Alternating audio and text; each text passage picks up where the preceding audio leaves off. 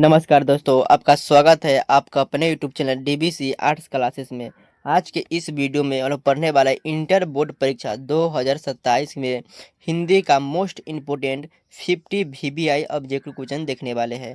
तो बुक का पूरा निचोड़ प्रश्न आज की इस वीडियो में लाए है ना। पढ़ो वही जो परीक्षा में आए, है ना। यहाँ से आपको बोर्ड परीक्षा 2027 में 15 से 20 सवाल पक्का आएंगे, ये गारंटी देते हैं।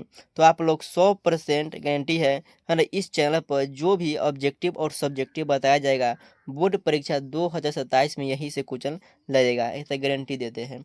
तो इसलिए आप लोग को, है ना, जो भी इस चैनल बताया जाता है सभी को अच्छे तरीके से याद कर लीजिए। और मोस्ट इम्पोर्टेंट आज की क्लास में 50 वीवीआई ऑब्जेक्टिव क्वेश्चन लाया है, इस आपको याद कर लेना है। और उसका पीडीएफ लेने के लिए हमारे टेलीग्राम पर सर्च कीजिएगा डीबीसी आर्ट्स क्लासेस, या आपको डिस्क्रिप्शन में, इसी वीडियो को डिस्क्रिप्शन में टेलीग्राम का लिंक दे देंगे, आप लोगों को जुड़ जाइएगा लिंक पर क्लिक करके, ठीक है ना। तो आज की क्लास को शुरू करते हैं। और चैनल पर नए हैं तो चैनल को आप लोग जरूर सब्सक्राइब कर लीजिएगा। और ये जो 50 ऑब्जेक्टिव क्वेश्चन है अंत में आप लोग जरूर बताइएगा 50 में से आप सभी कितना ऑब्जेक्टिव सही किए। चलिए आज की क्लास को शुरू करते हैं। आज का जो पहला प्रश्न है, मोस्ट इम्पोर्टेंट प्रश्न है ना। आज का पहला प्रश्न है, तुलसीदास का जन्म कब हुआ था। तुलसीदास का जन्म आपसे पूछा गया है, तो तुलसीदास का जन्म कब हुआ था। 1543 ईस्वी में तुलसीदास का जन्म हुआ था। ऑप्शन जो है आपका ए बिल्कुल सही जगह मिलेगा। तुलसीदास का जन्म ऑप्शन का हो जाएगा, है ना, 1513, है ना, आपको याद हो जाएगा। चलिए अगला क्वेश्चन है 43 ईस्वी में। अगला क्वेश्चन है, तुलसीदास का जन्म कहाँ पर हुआ था। वहाँ पूछा कब हुआ था, तो 1543 में हुआ था। और कहाँ हुआ था, तो कहाँ हुआ था, राजपुर बंदा उत्तर प्रदेश में हुआ था। ऑप्शन का ए बिल्कुल सही जगह मिल जाएगा, राजपुर बंदा उत्तर प्रदेश। और इसका भी आंसर आपका ए बिल्कुल करेक्ट आंसर हो जाएगा। अगला क्वेश्चन है, तुलसीदास का निधन आपसे पूछा गया है, तो तुलसीदास का निधन कब हुआ था। 1600 का हो जाएगा, है ना। 1623 ईस्वी में निधन हुआ था। और 1543 ईस्वी में जन्म हुआ था। तो का दोनों याद रखना है। कहाँ पर जन्म हुआ था, तो राजपुर बंदा उत्तर प्रदेश में। चलिए तो ऑप्शन का इसका भी ए आंसर हो जाएगा करेक्ट आंसर। चलिए अगला क्वेश्चन आपसे देखते हैं, तुलसी का मूल नाम क्या है। तो तुलसीदास का मूल नाम क्या है, तो राम बोला है ना, राम, है ना, राम बोला है। तुलसीदास का मूल नाम क्या है, तो राम बोला। ऑप्शन का, है ना, ऑप्शन का ए बिल्कुल सही मिलेगा, राम बोला हो जाएगा। ऑप्शन का ए बिल्कुल सही जा मिल जाएगा। आप लोग एक एक प्रश्न को अच्छे तरीके से याद कर लिए। सब मोस्ट इम्पोर्टेंट वीवीआई जो क्वेश्चन है जो 2027 में पूछे जाने की बहुत ज़्यादा संभावना है। चलिए अगला क्वेश्चन है, तुलसी की माँ का नाम क्या है। तो तुलसीदास की माँ का अब नाम पूछा गया है, तो हुलसी है। ऑप्शन का हो जाएगा, है ना, हुलसी। ऑप्शन का बी बिल्कुल सही जगह मिल जाएगा, हुलसी। अगला क्वेश्चन देखते हैं, है ना। अगला क्वेश्चन है, वर्मे रामायण किनकी रचना है। तो वर्मे रामायण आपसे पूछा गया है किनकी रचना है, तो यह भी जो है तुलसीदास की ही रचना है। तो टी डी, है ना, तुलसीदास की रचना है। ऑप्शन जो है तुलसीदास, ऑप्शन का बी बिल्कुल सही है मिल जाएगा, है ना, तुलसीदास की रचना है। वर्मे रामायण किनकी रचना है, तुलसीदास की है। अगला क्वेश्चन है, तुलसीदास की, है ना, तुलसीदास के पिता का नाम आपसे पूछा गया है, तो आत्मा राम दुबे। आत्मा राम दुबे तुलसीदास का जो पिता का नाम है। ऑप्शन का बी बिल्कुल सही जवाब मिल जाएगा। अगला क्वेश्चन देखते हैं, तुलसी के पद कहाँ से उद्धृत है। तो तुलसी के पद आपसे पूछा है कहाँ से उद्धृत है, तो विनय पत्रिका से, रामचरितमानस से। तुलसी का पद आपसे पूछा गया है, तो कविता वाली, दोहा वाली। तुलसी का पद जो है कहाँ से उद्धृत है, तो आपका याद रखिएगा, कवितावली से उद्धृत है, दोहावली, रामचरितमानस, विनय पत्रिका। तो तुलसी का पद जो है विनय पत्रिका से उद्धृत है। ऑप्शन का बी बिल्कुल सही जगह मिल जाएगा, विनय पत्रिका से उद्धृत है। एक बार इस क्वेश्चन 8 नंबर क्वेश्चन को एक बार आप लोग सर्च करके बुक में आप लोग देख लीजिएगा। चलिए अगला क्वेश्चन ऐसे पूछा गया है ना, 9 नंबर क्वेश्चन है, तुलसी को किस दासी ने पाला था। तो तुलसी की माता का नाम क्या है, तो हुलसी। और किसने पाले थे, तो तुलसीदास को किसने, है ना, पाला था, तो चुनिया ने, मुनिया ने। तो आपको याद रखिएगा, है ना, मुनिया ने, चुनिया ने, हाँ, धनिया ने, है ना, कन्या ने। तो अब इसमें से, है ना, 4 ऑप्शन में से कौन सा ऑप्शन सही होगा, तो मुनिया। ऑप्शन का ए बिल्कुल सही जवाब मिल जाएगा, मुनिया ने तुलसी को पाला था। अगला क्वेश्चन है 10 नंबर, तुलसी के दीक्षा गुरु कौन थे? तो तुलसी के दीक्षा गुरु आपसे पूछा गया नरहरिदास तुलसीदास के दीक्षा गुरु है। ऑप्शन है का सी बिल्कुल करेक्ट आंसर हो जाएगा। दीक्षा गुरु पूछा है तो नरहरिदास, इसमें शिक्षा गुरु भी आता है तो शेख सनातन हो जाएगा। चलिए अगला क्वेश्चन है कवितावली किसकी रचना है? तो कवितावली आपसे पूछा गया है किनकी रचना है? तो कवितावली भी टी है ना डी तुलसीदास की रचना है। ऑप्शन का है ना ऑप्शन का तुलसीदास, ऑप्शन बी बिल्कुल सही जवाब मिल जाएगा है ना।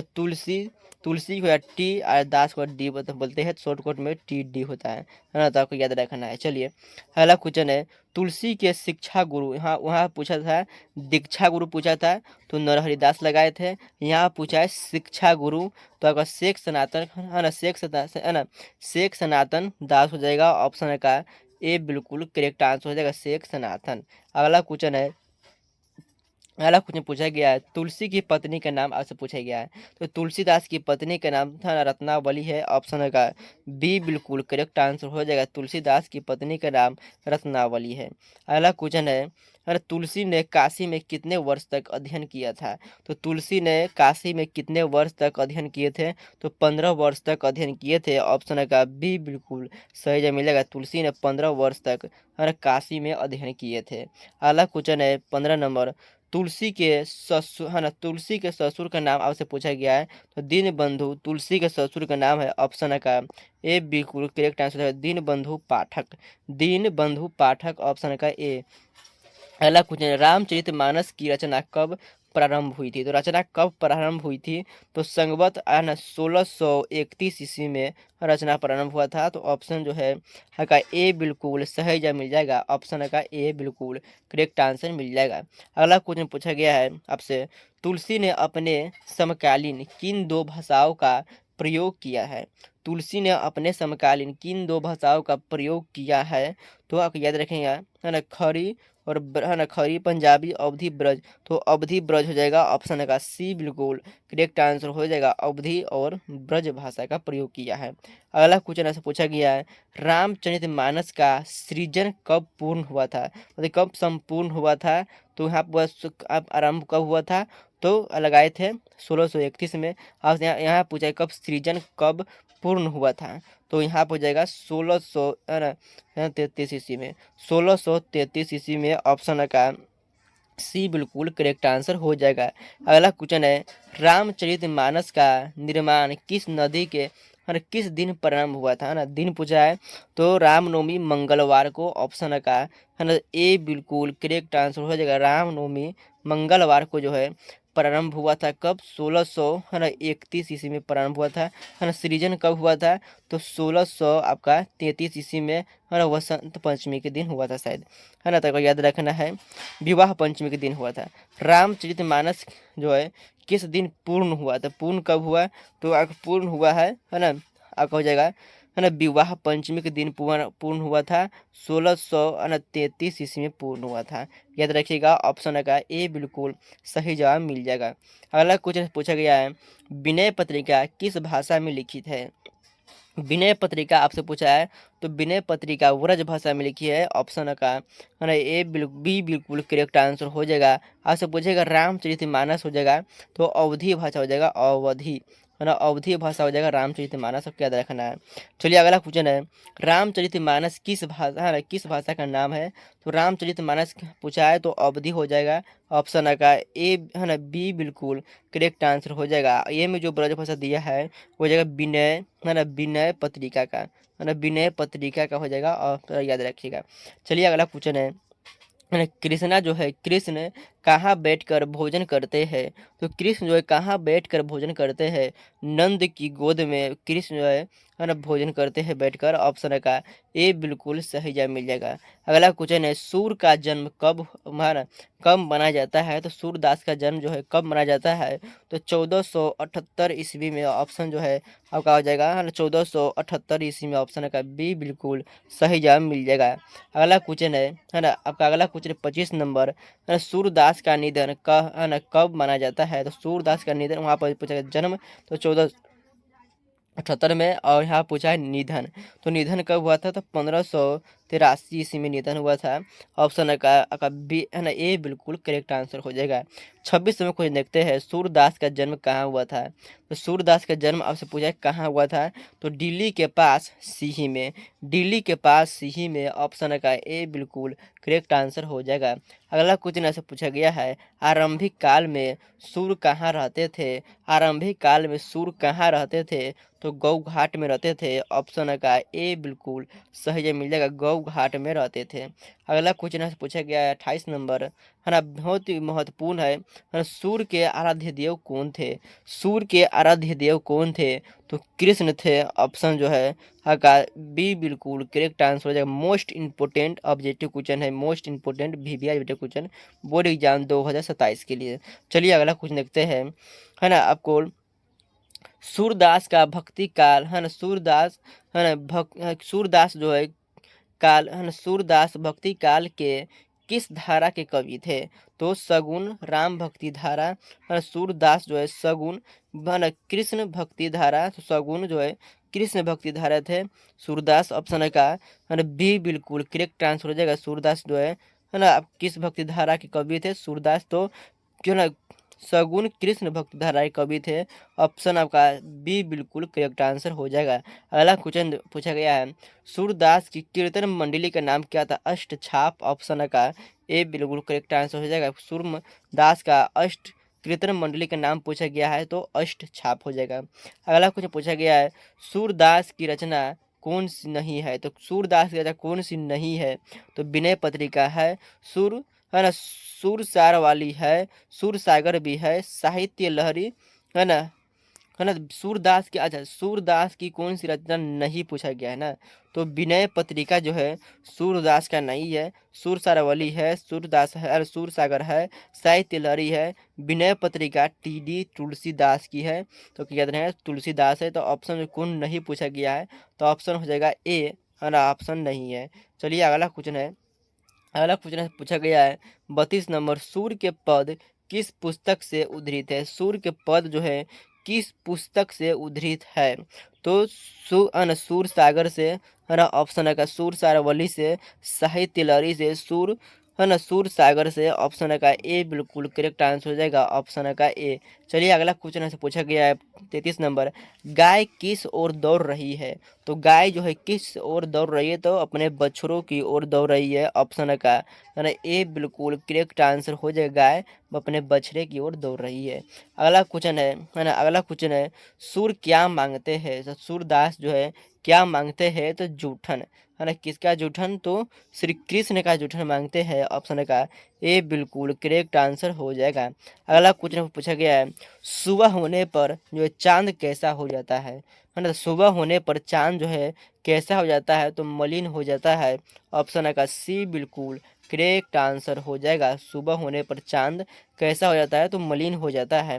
हिंदी साहित्य का सूर्य किसे कहा जाता है, तो हिंदी साहित्य का सूर्य आपसे पूछा गया है किसे कहा जाता है, तो सूरदास को हिंदी साहित्य का सूर्य कहा जाता है। ऑप्शन का ए बिल्कुल करेक्ट आंसर हो जाएगा, ऑप्शन का ए। चलिए अगला क्वेश्चन से पूछा गया है ना, मलिक मोहम्मद जायसी, है ना, का जन्म कब हुआ था। तो मलिक मोहम्मद जायसी का जन्म जो है कब हुआ था, तो 1492 ईस्वी में हुआ था। ऑप्शन का ए बिल्कुल करेक्ट आंसर हो जाएगा, 1492 ईस्वी में। अगला क्वेश्चन है, मलिक मोहम्मद जायसी के गुरु का नाम क्या था।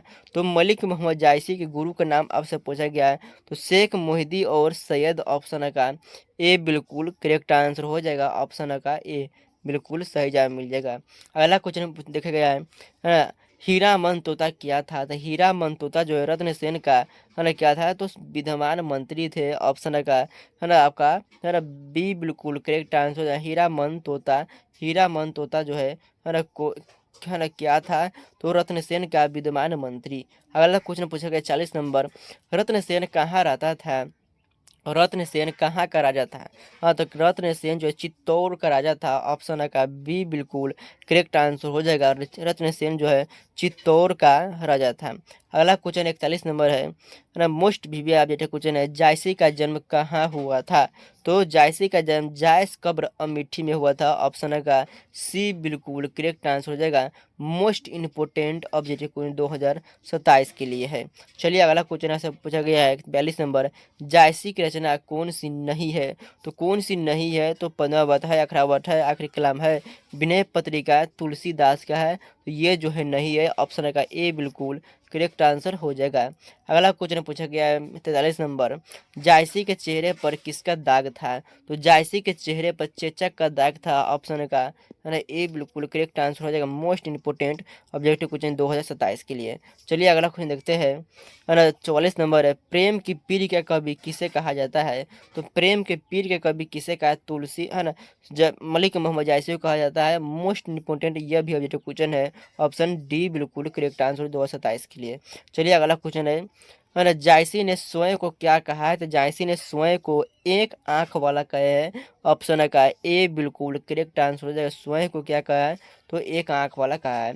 अगला कुछ देखते हैं, है ना, चित्ररेखा के कवि कौन थे? तो चित्ररेखा के कवि कौन थे? तो मलिक मोहम्मद जायसी। ऑप्शन का सी बिल्कुल करेक्ट आंसर हो जाएगा। अगला क्वेश्चन पूछा गया है, जायसी ने है ना प्रेम कथा को कैसे धोया है? तो जायसी ने अपने प्रेम कथा को कैसे धोया है? तो अपने आंसू से धोया है। अपने आंसू से आपको याद रखना है। तो यहाँ पर जाएगा अश्रु। ऑप्शन का डी बिल्कुल करेक्ट आंसर हो जाएगा।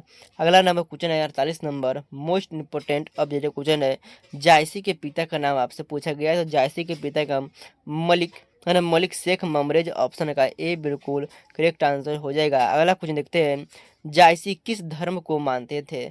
मलिक मोहम्मद जायसी किस धर्म को मानते थे? तो सूफी धर्म को मानते थे, है ना। ऑप्शन जो है आपका है ना सी बिल्कुल करेक्ट आंसर हो जाएगा। अगला क्वेश्चन देखते हैं, मोस्ट इंपोर्टेंट ऑब्जेक्टिव क्वेश्चन, आज का क्लास का अंतिम क्वेश्चन है ना। आज के क्लास का अंतिम क्वेश्चन है, प्रथम करवक कहाँ से उद्धृत है?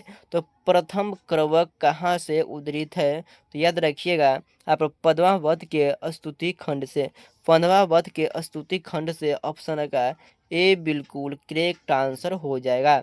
तो आज की क्लास में है ना 50 VBI ऑब्जेक्टिव क्वेश्चन कराए हैं। तो आप लोगों को 50 में से आप लोग कितना ऑब्जेक्टिव क्वेश्चन सही किए, आप लोग कमेंट बॉक्स में जरूर बताइएगा। और चैनल को सब्सक्राइब नहीं किए, चैनल को आप लोग जरूर सब्सक्राइब करें, ताकि ऐसा most important objective question board exam 2027 के लिए आप सभी को मिलता रहे। तो जय हिंद, धन्यवाद, मिलते हैं अगले क्लास में।